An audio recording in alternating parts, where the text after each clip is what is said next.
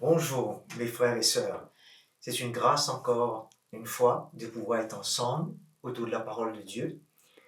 Et je voudrais, au travers de plusieurs sessions, de parler de l'ancienne et de la nouvelle alliance. Mais pour commencer cette session, je vais me concentrer sur le mélange des alliances dans l'Église aujourd'hui. Il y a beaucoup de confusion dans l'Église concernant les alliances, c'est-à-dire l'ancienne alliance, les pratiques de l'ancienne alliance et la nouvelle alliance, et même l'alliance du millénium que Dieu va faire avec Israël dans un temps futur. L'ancienne alliance et l'alliance du millénium ne nous concernent pas, ça ne concerne pas l'Église aujourd'hui, mais ça concerne seulement Israël. Je voudrais mettre une petite différence concernant l'ancienne alliance et l'Ancien Testament. L'époque d'Adam à Jésus, c'était une époque de 4000 ans à peu près. L'époque de l'Ancien Testament, avant l'époque de l'Ancienne Alliance, c'est-à-dire la loi, était de 2450 ans. Et l'époque de l'Alliance, de la loi, l'Ancienne Alliance, c'est 1550 ans.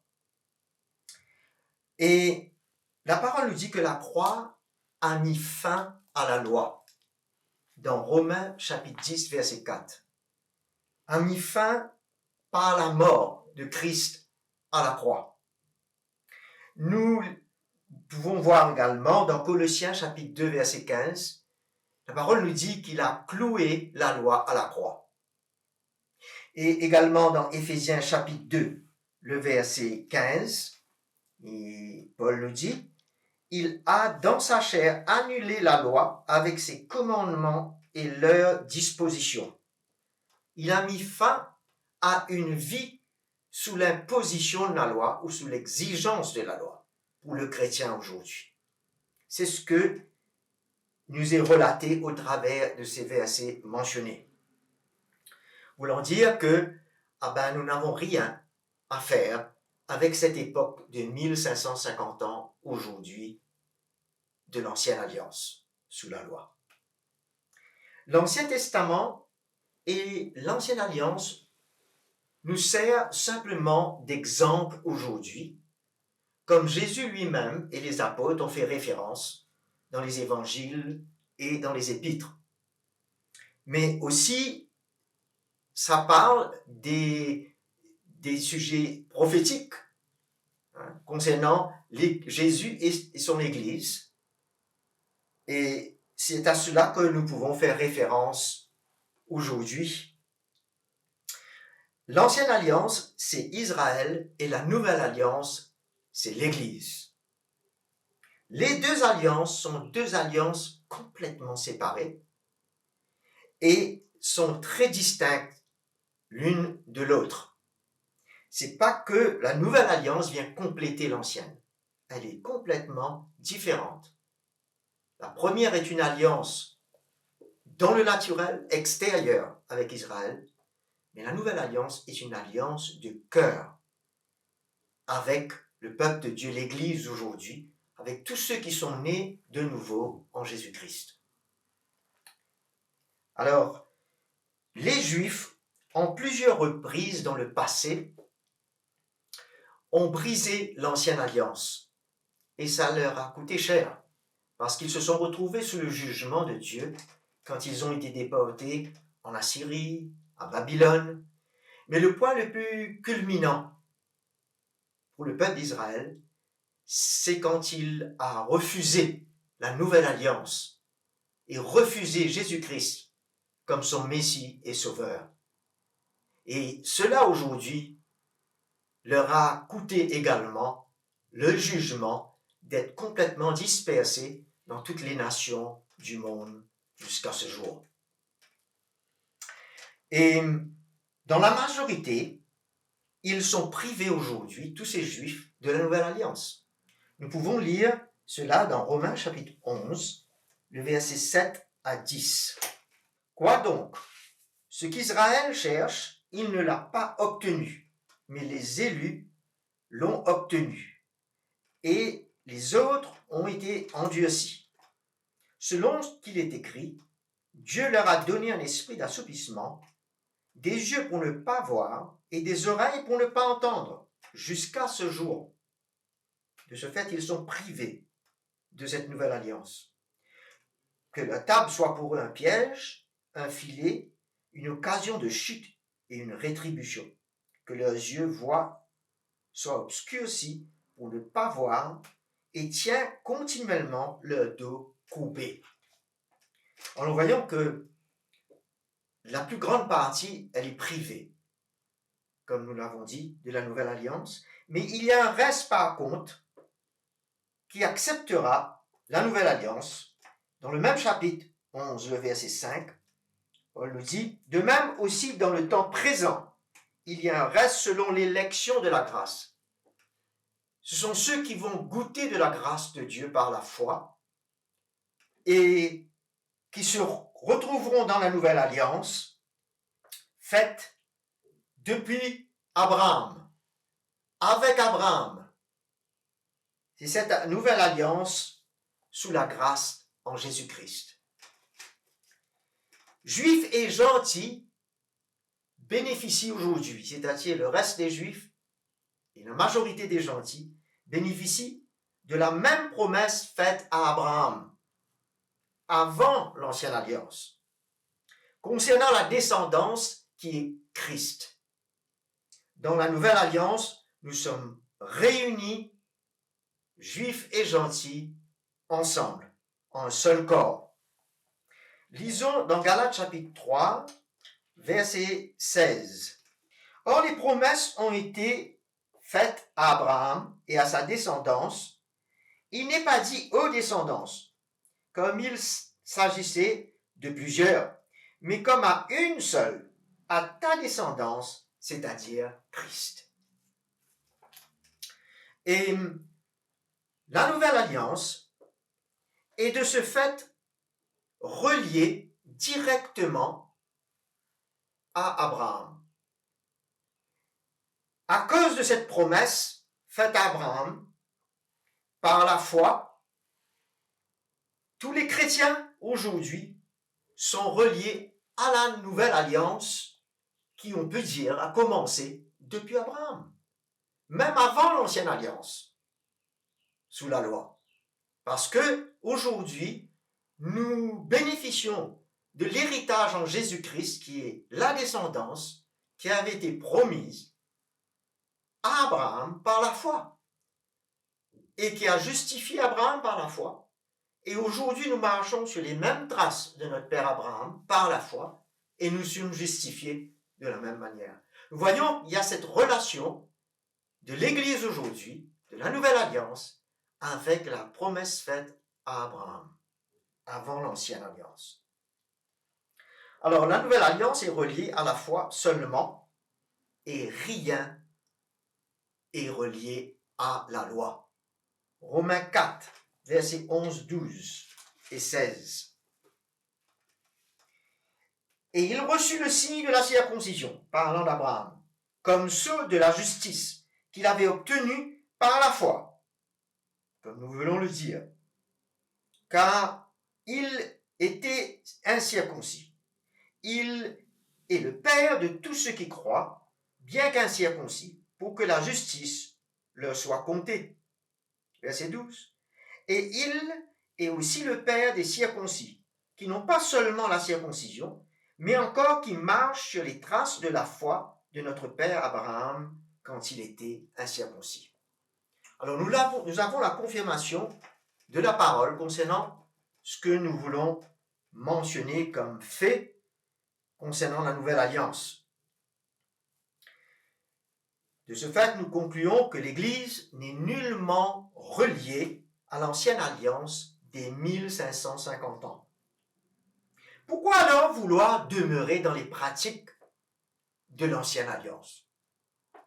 Pourquoi ce mélange aujourd'hui, qui peut être très néfaste pour l'Église et aussi Parce que ce n'est pas la volonté de Dieu que nous vivions l'ancienne et la nouvelle en même temps. Parce que Christ a mis fin à l'une pour que nous vivions l'autre.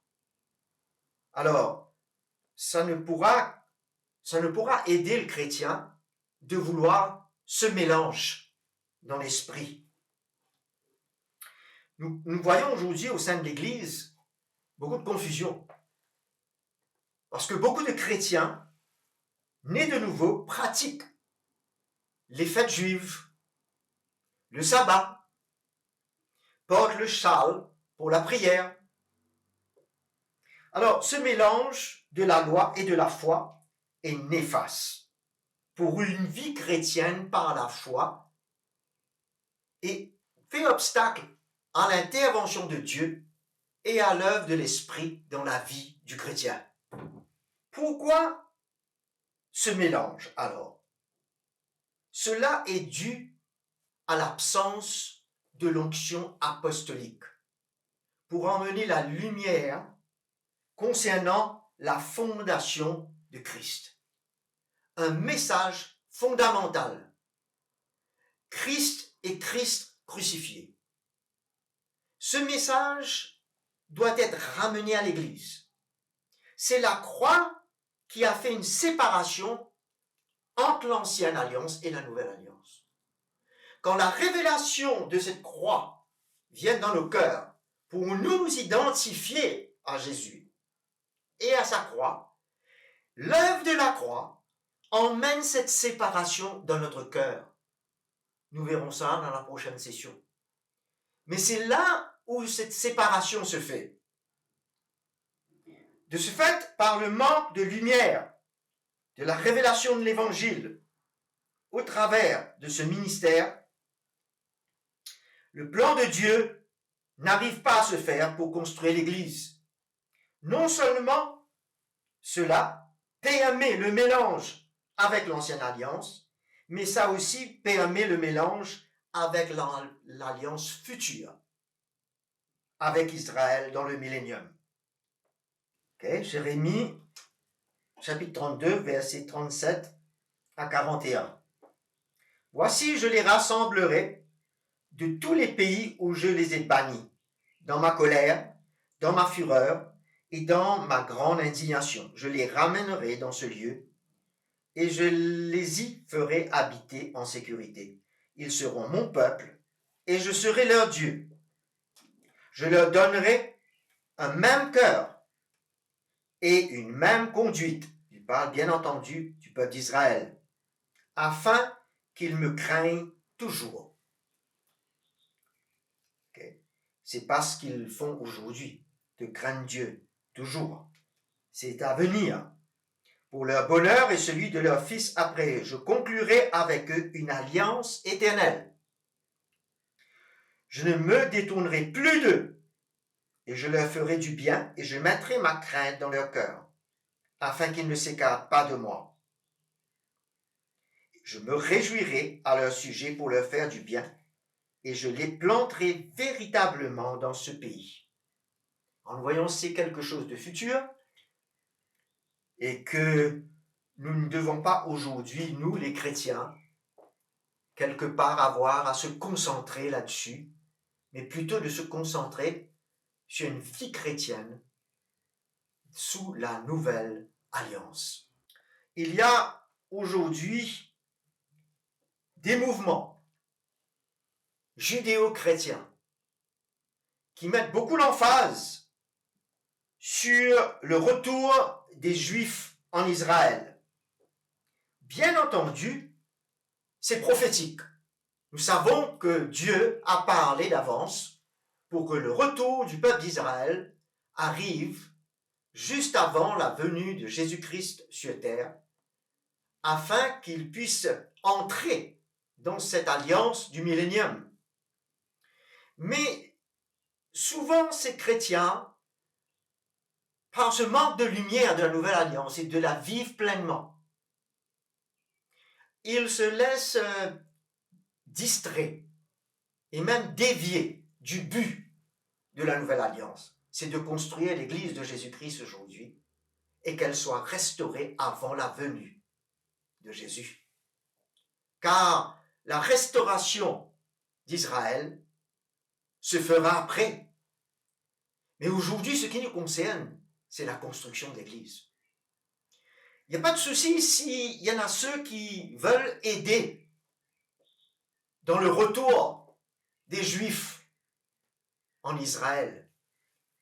Il y en a beaucoup de mouvements qui organisent, et même ceux qui veulent aider financièrement. Mais Dieu peut utiliser beaucoup de gens, chrétiens ou non chrétiens, pour arriver à réaliser ce plan.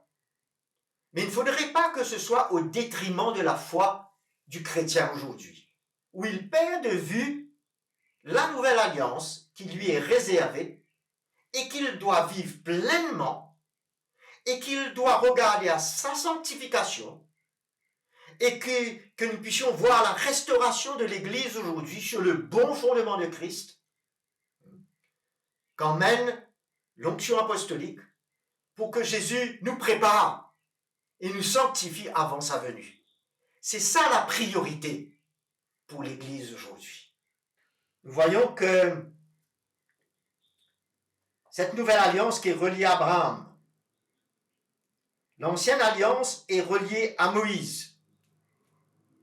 Et l'alliance du millénium est reliée à David. Vous pourrez le lire dans 2 Samuel, chapitre 7, versets 13 à 16. Nous voyons aussi dans Romains, chapitre 11, versets 23, 27, qui nous parle de ce temps. Eux de même, les Juifs, s'ils ne demeurent pas dans l'incrédulité, ils seront greffés. Premièrement, ils seront greffés dans la nouvelle alliance aujourd'hui, comme ce reste va se greffer. Car Dieu est puissant pour les greffer de nouveau. Et là, il parle dans le verset 25, « Car je ne veux pas, frères, que vous ignorez ce mystère, afin que vous ne vous regardiez pas comme les sages. Il a endurci partiellement Israël, jusqu'à que la totalité des païens soit entrée, et ainsi tout Israël sera sauvé selon ce qui est écrit. Le libérateur viendra de Sion, il détournera de Jacob les impiétés, et telle sera mon alliance avec eux. » C'est cette alliance éternelle que nous avons vue et lue dans Jérémie. Lorsque j'ôterai leurs péchés, en ce qui concerne l'évangile, ils sont ennemis à cause de vous. Mais en ce qui concerne l'élection, ils sont aimés à cause de leur Père. Alors nous voyons que cela est un temps futur. Israël a brisé l'ancienne alliance, a refusé la nouvelle alliance, mais elle acceptera l'alliance du millénium. Mais l'Église, elle, doit rester attachée à la nouvelle alliance. Que le Seigneur vous bénisse et on se revoit dans la prochaine session. Merci.